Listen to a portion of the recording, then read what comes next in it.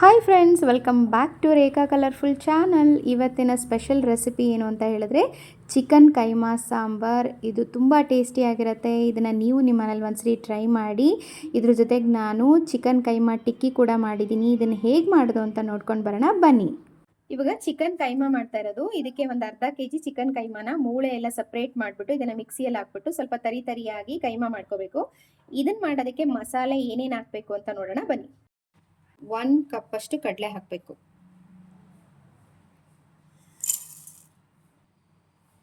ಇಲ್ಲಿ ಒಂದು 6 ಲವಂಗ ಇದೆ, ಒಂದು 4 ಪೀಸ್ ಚಕ್ಕೆ, ಇಲ್ಲಿ ಒಂದು ಅರ್ಧ ಸ್ಪೂನ್ ಮೆಣಸು, ಇಲ್ಲಿ ಸ್ವಲ್ಪ ಉಪ್ಪು, ಹರಳುಪ್ಪು. ಇದಿಷ್ಟು ನೈಸ್ ಪೌಡರ್ ಮಾಡ್ಕೊಂಬರ್ಬೇಕು. ಈ ಥರ ನೈಸ್ ಪೌಡರ್ ಹಾಕಬೇಕು. ಇವಾಗ ಇದನ್ನ ಒಂದು ಪ್ಲೇಟಿಗೆ ಹಾಕೋತಾ ಇದ್ದೀನಿ. ನೆಕ್ಸ್ಟು ಕೈಮಾ ಉಂಡೆಗೆ ಕೆಲವೊಂದು ಮಸಾಲೆಗಳು ಹಾಕೋಬೇಕು. 1 ಗೆಡ್ಡೆ ಬೆಳ್ಳುಳ್ಳಿ, ಸ್ವಲ್ಪ ಶುಂಠಿ, ಅದಕ್ಕಿಂತ ಸ್ವಲ್ಪ ಕಡಿಮೆ ಶುಂಠಿ, 3 ಸ್ಪೂನ್ ಅಷ್ಟು ಕಾಯಿ ಪೀಸಸ್ಸು ಅಥವಾ 3 ರಿಂದ 4 ಸ್ಪೂನ್ ಕಾಯಿ ತುರಿ, ಇಲ್ಲಿ 2 ಈರುಳ್ಳಿ, ಒಂದು ಸ್ವಲ್ಪ ಕೊತ್ತಂಬರಿ ಸೊಪ್ಪು, ಧನಿಯಾದ ಪುಡಿ 2 ಅಚ್ಕಾರದ ಪುಡಿ 1 ಸ್ಪೂನ್, ಸ್ವಲ್ಪ ಅರಿಶಿಣದ ಪುಡಿ. ಇದನ್ನು ಪೇಸ್ಟ್ ಮಾಡ್ಕೊಂಡು ಬರಬೇಕು. ಈಗ ಈ ಮಸಾಲೆನೂ ರುಬ್ಕೊಂಡು ಬಂದಿದ್ದೀನಿ. ಇದನ್ನು ಕೂಡ ಈ ತಟ್ಟೆಗೆ ಹಾಕೊಳ್ಳೋಣ. ಸ್ವಲ್ಪ ಗಟ್ಟಿನೇ ಇರಬೇಕು, ನೀರು ಹಾಕಿ ಜಾಸ್ತಿ ರುಬ್ಬೇಡಿ. ಇವಾಗ ಚಿಕನ್ ಕೈಮಾನ ರುಬ್ಕೋಬೇಕು. ಅದಕ್ಕೂ ಮುಂಚೆ ಸಾರಿಗೆ ಏನೇನು ಮಸಾಲೆ ರುಬ್ಕೋಬೇಕು ಅದನ್ನು ನೋಡೋಣ ಬನ್ನಿ. ಇವಾಗ ಕೊತ್ತಂಬರಿ ಸೊಪ್ಪು ಹಾಕೊಳ್ಳೋಣ. ಇಲ್ಲಿ ಚಿಕ್ಕದು 3 ಈರುಳ್ಳಿ ಹಾಕೊಂಡಿದ್ದೀನಿ, ದೊಡ್ಡದಾದ್ರೆ 2 ಈರುಳ್ಳಿ ಸಾಕು. ಇಲ್ಲಿ 6 ಲವಂಗ ಹಾಕೊಂಡಿದ್ದೀನಿ, ಒಂದು 5-6 ಪೀಸ್ ಚಿಕ್ಕದು ಚಕ್ಕೆ, 1 ಬೆಳ್ಳುಳ್ಳಿ, ಅದಕ್ಕಿಂತ ಸ್ವಲ್ಪ ಕಡಿಮೆ ಶುಂಠಿ, ಸ್ವಲ್ಪ ಕಾಯಿ, 2 ಬ್ಯಾಡಗೆ ಮೆಣಸಿನ್ಕಾಯಿ, 2 ಸ್ಪೂನ್ ಕಡಲೆ, 1 ಟೊಮೊಟೊ. ಈಗ ರುಬ್ಬಿರೋದಕ್ಕೆ ನಾನು ಸ್ವಲ್ಪ ಖಾರದ ಪುಡಿ ಹಾಕ್ಕೊಂಡು ಇನ್ನೊಂದು ರೌಂಡ್ ರುಬ್ಕೋಬೇಕು. 1.5 ಸ್ಪೂನಷ್ಟು ಧನಿಯಾ ಪೌಡ್ರು, 1 ಸ್ಪೂನು ಅಚ್ಕಾರದ ಪುಡಿನ ಹಾಕೊಂಡಿದ್ದೀನಿ. ಇದು ಬಂದು ಚಿಕನ್ ಕೈಮಾ ಸಾರ್ ಮಸಾಲೆ ರುಬ್ಬಿರೋದು. ಇದನ್ನ ಫಸ್ಟ್ ನಾವು ಒಗ್ಗರಣೆ ಹಾಕೊಳ್ಳೋಣ.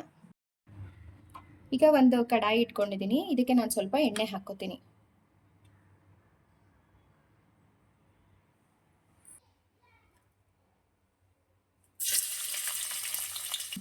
ಇಲ್ಲಿ ಒಂದು ಅರ್ಧ ಈರುಳ್ಳಿ ಹಾಕೊಂಡಿದ್ದೀನಿ ಎಣ್ಣೆಗೆ. ಇವಾಗ ನಾನು ಇದಕ್ಕೆ 1-2-3 ಪೀಸ್ ಚಿಕನ್ ಪೀಸ್ ಹಾಕೊಂಡಿದ್ದೀನಿ. ನಿಮ್ಗೆ ಹೆಚ್ಚಿಗೆ ಇದ್ರೆ ಇದಕ್ಕೆ ಚಿಕನ್ ಪೀಸ್ನು ಕೂಡ ಆ್ಯಡ್ ಮಾಡ್ಕೋಬಹುದು. ಈರುಳ್ಳಿ ಹಾಕಿದ್ಮೇಲೆ ನಾನು ಇವಾಗ ಇದಕ್ಕೇನೆ ರುಬ್ಕೊಂಡಿರೋ ಮಸಾಲೆನ ಇವಾಗ ಹಾಕ್ತಾ ಇದ್ದೀನಿ. ರುಬ್ಕೊಂಡಿದ್ದೀನಲ್ಲ ಅದೇ ಜಾರಿನ ಸ್ವಲ್ಪ ನೀರನ್ನ ಹಾಕೊಂಡು ಸ್ವಲ್ಪ ಹಸಿ ವಾಸನೆ ಹೋಗೋವರೆಗೂ ಸ್ವಲ್ಪ ಕುದಿಸ್ಕೊಳ್ಳೋಣ. ಇವಾಗ ನಾನು ಚಿಕನ್ ಹಾಕೋತಾ ಇದ್ದೀನಿ. ಇದನ್ನ ತರ್ತರಿಯಾಗಿ ಕೈಮಾ ಮಾಡ್ಕೊಂಡು ಬರ್ತೀನಿ. ಈ ಥರ ನಾನು ಕೈಮಾ ಮಾಡ್ಕೊಂಡು ಬಂದಿರೋದನ್ನ ನಾನು ಅವಾಗಲೇ ಮಸಾಲೆ ಏನೇನು ರುಬ್ಕೊಂಡಿದ್ದೆ ಅಲ್ವಾ ಅದಕ್ಕೆ ಇದನ್ನ ಆ್ಯಡ್ ಮಾಡ್ಕೋತಾ ಇದ್ದೀನಿ. ನಾನು 2 ಸರಿಗೆ ಹಾಕೊಂಡಿದ್ದೆ, ಕೈಮಾ ಮಾಡ್ಕೊಂಡಿದ್ದೀನಿ ನೋಡಿ. ಈ ಥರ ತರಿಯಾಗಿ ಮಾಡ್ಕೋಬೇಕು. ಇದನ್ನಿಷ್ಟು ಕಲಿಸ್ಕೋಬೇಕು. ಇವಾಗ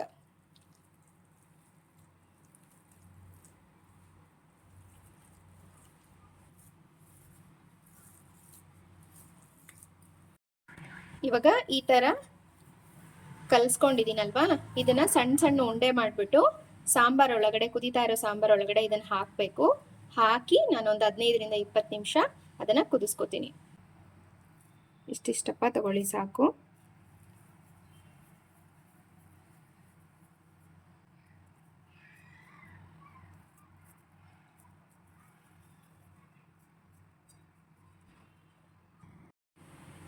ಈಗಿಷ್ಟು ಉಂಡೆನ ನಾನು ಕಟ್ಕೊಂಡಿದ್ದೀನಿ. ಇದರಲ್ಲಿ ಇನ್ನೂ ಇಷ್ಟು ಮಿಕ್ಕಿದೆ. ನಾನು ಇದರಲ್ಲಿ ಟಿಕ್ಕಿ ಮಾಡೋದನ್ನ ಹೇಗೆ ಅಂತ ತೋರಿಸ್ಕೊಡ್ತೀನಿ. ಇವಾಗ ಇದಕ್ಕೆ ನೀರು ಹಾಕೊಳ್ಳೋಣ. ಇವಾಗ ಇದು ಕುದೀತಾ ಇದೆ ಅಲ್ವಾ, ಇದಕ್ಕೆ ನಾವು ನೀರು ಕನ್ಸಿಸ್ಟೆನ್ಸಿ ಎಷ್ಟು ಬೇಕೋ ಅಷ್ಟನ್ನ ಇವಾಗಲೇ ಹಾಕೋಬೇಕು. ಇವಾಗ ನಾನು ಇಷ್ಟು ಉಪ್ಪು ಹಾಕ್ತಾ ಇದ್ದೀನಿ ರುಚಿಗೆ. ಇದು ಕುದೀಲಿ ಚೆನ್ನಾಗಿ. ಇವಾಗ ಸಾರು ಕುದೀತಾ ಇದೆ, ನಾನು ಇದನ್ನು ಹಾಕ್ತಿದ್ದೀನಿ ಒಂದೊಂದೇ.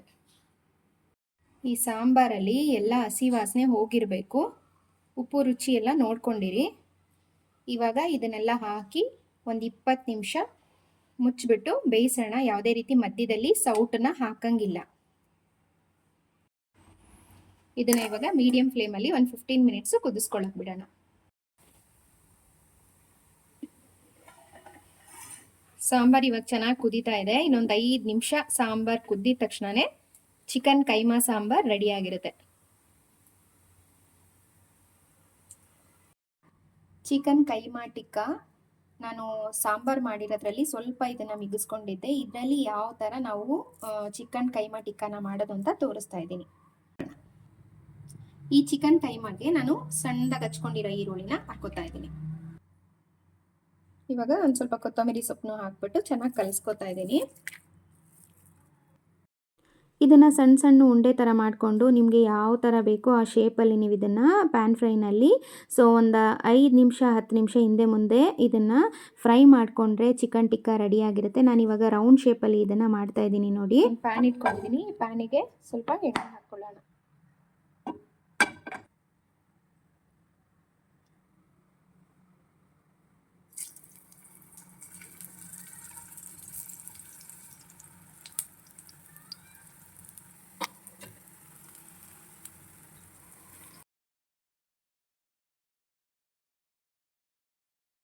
ಇದ್ರ ಟೇಸ್ಟ್ ಅಂತೂ ಸೂಪರಾಗಿರುತ್ತೆ. ಯಾರೆಲ್ಲ ಮಕ್ಳುಗಳು ಚಿಕನ್ ತಿನ್ನಲ್ಲ ಅಂತಿರ್ತಾರಲ್ಲ ಅವರಿಗೆ ಒಂದ್ಸರಿ ಇದನ್ನು ಮಾಡಿಕೊಡಿ.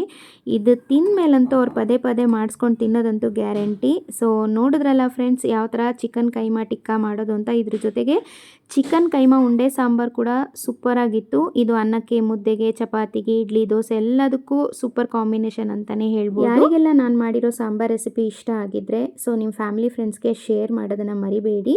ಹೀಗೆ ನನ್ನ ಚಾನಲ್ಗೆ ಸಪೋರ್ಟ್ ಮಾಡ್ತಾ ಇರಿ. ಯಾರೆಲ್ಲ ಹೊಸೊಬ್ರು ನೋಡ್ತಾ ಇದ್ದೀರಾ ಪ್ಲೀಸ್ ಸಬ್ಸ್ಕ್ರೈಬ್ ಮಾಡ್ಕೊಂಡು ನೋಡಿ ಅಂತ ಹೇಳ್ತಾ ಈ ವಿಡಿಯೋನ ಇಲ್ಲಿಗೆ ಮುಗಿಸ್ತಾ ಇದ್ದೀನಿ.